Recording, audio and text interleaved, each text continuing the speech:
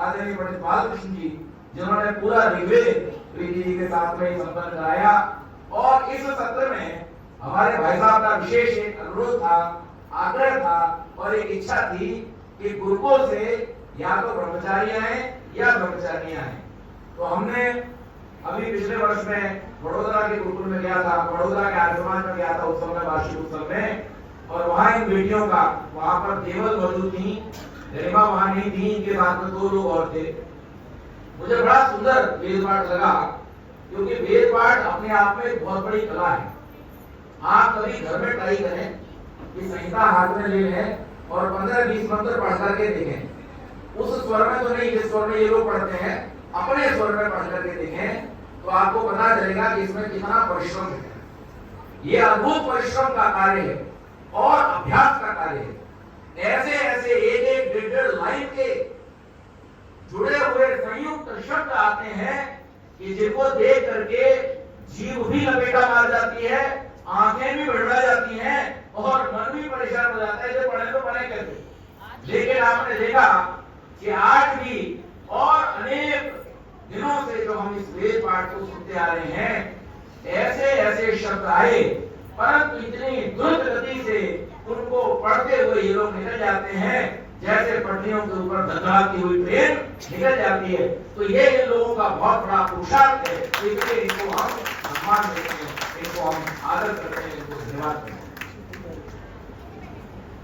और इसके बाद समाज के पदाधिकारियों के लिए मैं चाहता हूं कि आप लोग जोरदार तालियां बजाएं। उसमें भी आपको एक और चीज याद दिलाता हूं, जब हमने ये शुरू किया था, हमारे प्रधान जी बैठे हुए विनोद ओबेरॉय जी। अब आप देखिए मजेदार समाज का एक नियम, मैं अभी बैठा सोच रहा था, विनोद ओबेरॉय जी हटे तो विनोद शर्मा जी आए, और विनोद शर्मा जी के बाद वीरेंद्र आर्य जी आए, और वीरेंद्र आर्य के बाद वीरेंद्र साहनी आ गए।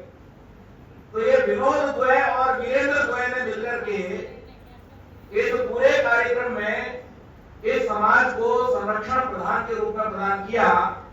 लेकिन इधर भी एक खूंटा खड़ा हुआ है मंत्री के रूप में। ये तब भी मंत्री थे, ये अब भी मंत्री हैं, और इन्होंने पूरी शक्ति के साथ में इस कार्य में अपना सहयोग किया है।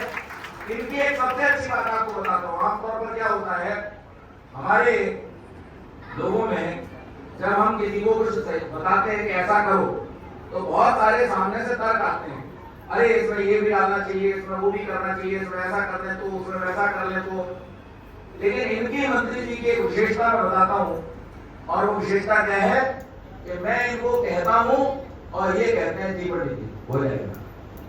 इसके लिए बहुत जोरदार तालियां हैं, क्योंकि जो जिसका, देखिए आदरणीय नरेंद्र मोदी जी सबसे अच्छे प्रधानमंत्री क्यों है, मुझे पर्सनली सबसे अच्छे क्यों लगते हैं, क्योंकि वो अपने एक वक्तव्य में एक बार बोल चुके हैं कि मैं उस काम को उसी व्यक्ति से कराता हूं जो उसका स्पेशलिस्ट है, इसलिए मेरे काम सफल हो। हर काम में काम नहीं करता। और इसी प्रकार से इन्होंने भी, जिसका मैं स्पेशलिस्ट हूं उसको काम को इन्होंने मेरे जिम्मे छोड़ा हुआ है, और जिसके ये स्पेशलिस्ट हैं उसमें मैं इनके काम पर कभी काम नहीं करता। तो ये बहुत सुंदर ढंग से कार्यक्रम हुआ। इसके बाद हमारी मातृशक्ति, देखो कहना तो मैं सबको भाभिया हूँ, और हमारी भाभी की बड़ी बहनें बैठी हुई हैं, तो मैं आज तक बड़ा संशय में हूँ कि मैं इनके साथ क्या रिश्ता बनाऊं। भाभी की बड़ी बहनें हैं, लेकिन मैं इनसे माता जी ही कहता हूँ।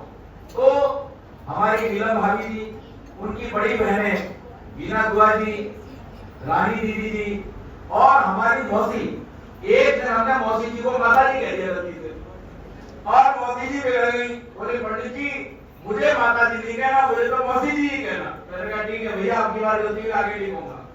आदरणीय मौसी जी, उनके सुपुत्र विकास जी, भूपेश जी, विक्रम जी, अशोक भाई साहब, और जो अब हमारे बीच में नहीं रहे आदरणीय हर्ष भाई साहब, इन सब ने हमारे बीच में एक और विभूति, जिसको आप हर उत्सव में देखते होंगे, इस बार नहीं आए हैं, उनका बहुत बड़ा एक्सीडेंट हुआ है, उन्हें चोट लगी हुई है, हमारे आदरणीय शिवदत्त सिंह जी।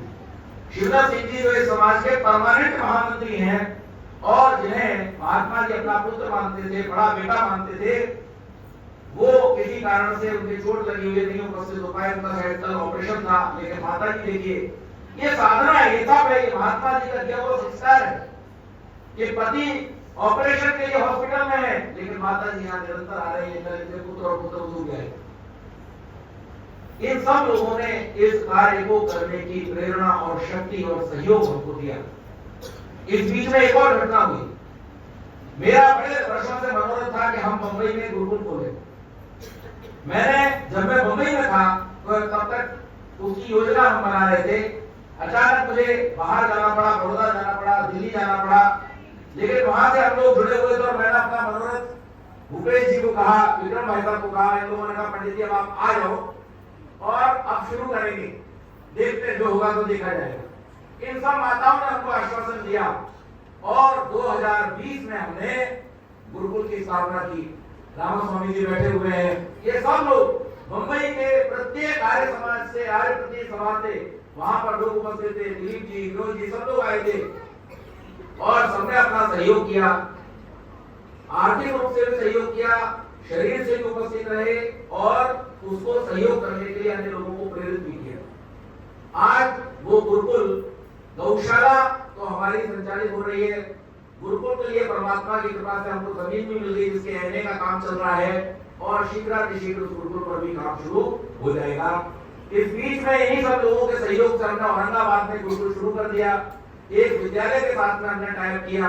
अभी इस वर्ष से हम ऊना और नासिक 2 जगह पर फिर और गुरुकुल शुरू कर रहे हैं और ये प्रचार प्रसार का कार्य निरंतर इसी प्रकार से चलता रहे, ये हमारी जो कामना है वो भी आप सबके सहयोग से निरंतर पूरी हुई है। और